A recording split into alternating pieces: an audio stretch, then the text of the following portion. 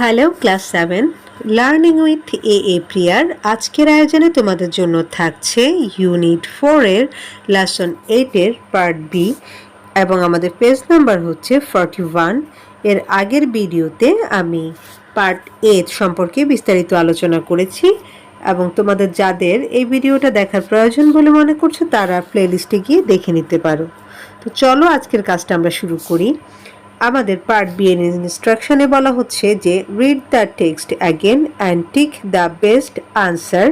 Again মানে হচ্ছে আবার, অর্থাৎ এই যে উপরে যে টেক্সটটা আছে সেই টেক্সটটা আরেকবার পড়ো, তারপর কি সবচেয়ে ভালো যে উত্তরটা বা সঠিক উত্তরের পাশে টিক চিহ্ন দাও। তো আমাদের নাম্বার 1-এ বলেছে যে Zainul was angry with everybody because, অর্থাৎ জয়নুল সবার সাথে রেগেছিল, কারণটা কি? তো কারণ আমরা দেখেছিলাম যে সে তার নিজের গ্রামে এবং পার্শ্ববর্তী গ্রামে হচ্ছে কাজের সন্ধান করেছিল, কিন্তু সে কোথাও কাজ পায়নি, তাই না? তো এই যে দেখো, আমরা এখানেই দেখেছিলাম যে যে সে হচ্ছে কাজ কাজ খোঁজ করছিল, কিন্তু সেদিন তার ভাগ্য সহায় হয়নি, তো সেই কারণে হচ্ছে জয়নুল রেগেছিল।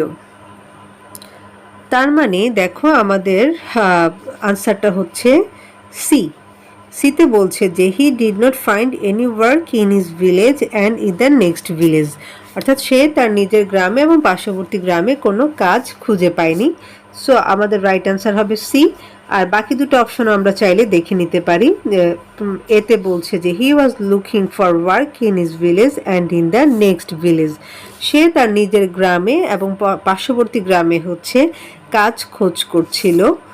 আর বি নাম্বারে বলছে যে হি ওয়াজ হাংরি, তার অনেক ক্ষুধা লেগেছিল বা সে খুব ক্ষুধার্ত ছিল। And Nazma could not cook food at the proper time, এবং সঠিক সময় নাজমা তাকে খেতে দিতে পারেনি অথবা খাবার সরবরাহ করতে পারেনি। তো এই দুটো রিজন কিন্তু না, মূল রিজনটা ছিল হচ্ছে সে পার্শ্ববর্তী গ্রামে কাজ খুঁজতে গিয়েছিল এবং নিজের গ্রামেও কাজ খোঁজ করেছিল, কিন্তু কোথাও পায়নি।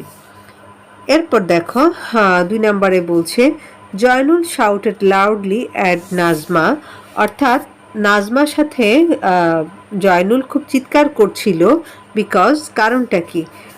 আমাদের অপশানগুলো একটু দেখি।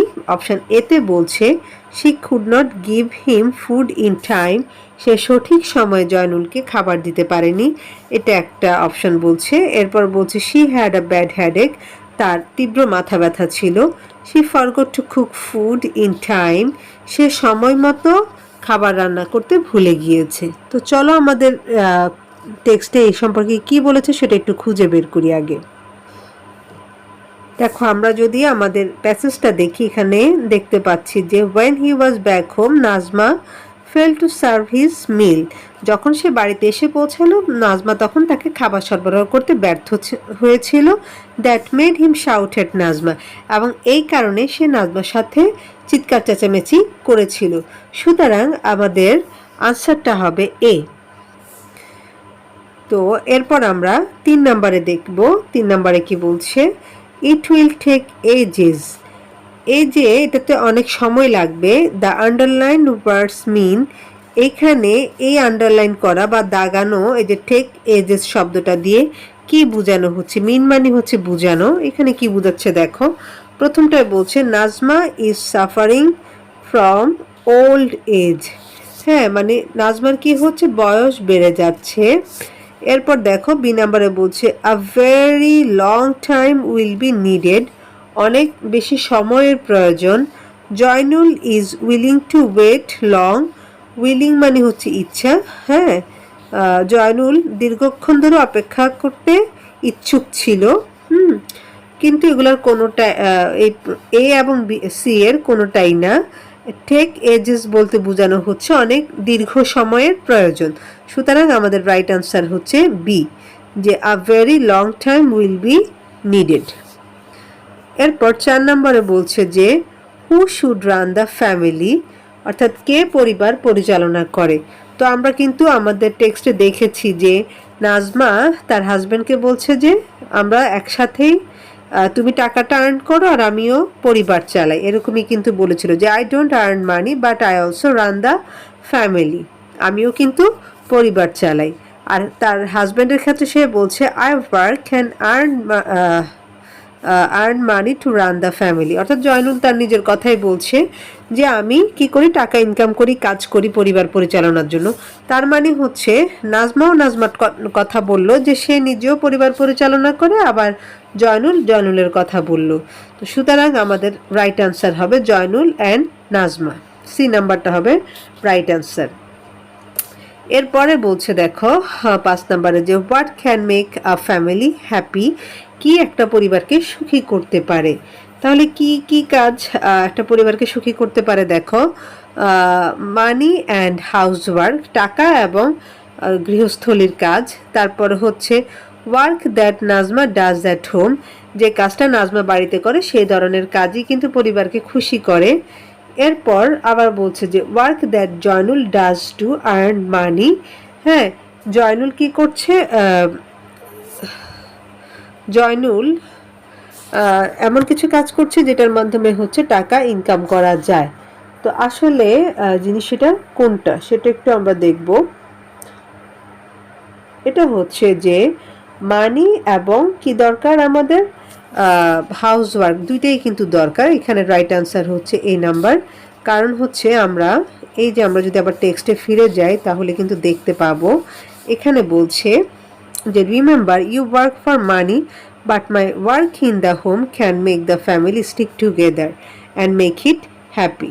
অর্থাৎ তুমি টাকা ইনকাম করো এবং আমি বাড়িতে কাজ করি, যেটা হচ্ছে যৌথভাবে আমাদের পরিবারকে একত্রিত রাখতে এবং সুখী করতে সাহায্য করে। তার মানে হচ্ছে মানিও প্রয়োজন এবং গৃহস্থলীর যে কাজ সেগুলোও প্রয়োজন, দুটা জিনিসেরই এখানে প্রয়োজন আছে। সুতরাং আমাদের রাইট আনসারটা হবে হচ্ছে এ। এরপর 6 নম্বরে বলছে all members in a family, অর্থাৎ একটা পরিবারের সকল সদস্যের উচিত কি করা উচিত দেখো, do there individual work separately মানে হচ্ছে পৃথকভাবে, অর্থাৎ তাদের নিজ নিজ কাজ আলাদা আলাদাভাবে করা উচিত। Live together and support each other, একসাথে বসবাস করা উচিত এবং একে অন্যকে সমর্থন করা উচিত। Earn and spend money equally মানে হচ্ছে সমানভাবে, অর্থাৎ টাকা সমানভাবে ইনকাম করা এবং খরচ করা উচিত। তো একটা ফ্যামিলিকে সুন্দরভাবে পরিচালনার জন্য প্রত্যেকটা সদস্যের আসলে একত্রিত থাকা উচিত এবং একে অন্যকে সাপোর্ট করা উচিত। সুতরাং আমাদের রাইট আনসার হবে বি। তো আমরা এর পরের পেজে চলে যাচ্ছি। নাম্বার 7-এ বলছে দেখো what do you think Joynul should do from now. Think মানি হচ্ছে মনে করা, শুড মানি হচ্ছে উচিত। আচ্ছা, জয়নুলের এখন থেকে কি করা উচিত বলে তুমি মনে করছো? তাহলে এই অপশানগুলো আগে একটু দেখে নিই। প্রথম অপশানে বলছে work harder to earn more money, অর্থাৎ আরও বেশি টাকা ইনকামের জন্য আরও পরিশ্রম করা। Not waste any time doing house work, অর্থাৎ গৃহস্থলীর কাজের জন্য একেবারে তার কোনো সময় ব্যয় করা উচিত না। আর সি নাম্বারে বলছে help Nazma with her work when he can, যখন সে পারবে বা তার পক্ষে যখন সম্ভব হবে তখন সে নাজমাকে তার কাজে সাহায্য করবে। তো প্রতিটা পুরুষ মানুষের কিন্তু আসলে এই কাজটাই করা উচিত যে যখনই সময় পাবে বাসায় একটু টুকটাক কাজে সাহায্য করা, তাতে আমাদের ফ্যামিলিটা আরও সুন্দরভাবে চলতে সক্ষম হবে। সুতরাং আমাদের রাইট অ্যান্সার হবে সি। এরপর 8 নম্বরে বলছে why does Zainul finally look at Najma with deep admiration and gratitude, অবশেষে জয়নুল কেন নাজমার প্রতি এত গভীর প্রশংসা এবং কৃতজ্ঞতার সাথে তাকালো, এর পিছনের কারণটা কি? তো অপশন এতে বলছে he is not sorry for what he has done to Najma, সে নাজমার প্রতি যা করেছে তার জন্য সে কিন্তু দুঃখিত না বা লজ্জিত না, সে কোনো দুঃখ প্রকাশ কিন্তু করেনি। এটা কি অপশন হতে পারে? তারপর বি নাম্বারে বলছি he has understood the value of sharing work in the family, value মানে হচ্ছে মূল্য, আন্ডারস্টুড মানে হচ্ছে বুঝতে পারা, ফ্যামিলিতে কাজ ভাগাভাগি করার যে মূল্য সেটা সে বুঝতে পেরেছে। Najma is willing to do all the house work in the family, Najma পরিবারের সমস্ত কাজ একা করার জন্য ইচ্ছুক ছিল। তো আসলে এই এ এবং সি কিন্তু আমাদের সাথে মিলে না, আমাদের আনসারটা হবে হচ্ছে বি। অর্থাৎ নাজমা যখন তাকে বলল যে পরিবারে কিন্তু তুমি একাই কাজ করো না, আমিও করি, এরকম যখন সে বুঝালো, তখন কিন্তু সে বুঝতে পারলো যে ফ্যামিলিতে কাজ ভাগাভাগি করে নেওয়ার গুরুত্বটা কি। তাই আমাদের আনসারটা হবে বি। তো আজকের লেসনটা আমি এখানে শেষ করছি। ইনশাআল্লাহ পরবর্তীতে পার্ট সি নিয়ে তোমাদের সাথে আলোচনা করব। সে পর্যন্ত তোমরা প্রত্যেকে ভালো থাকো, সুস্থ থাকো আর লার্নিং উইথ এ প্রিয়ার সাথেই থাকো। আল্লাহ হাফিজ।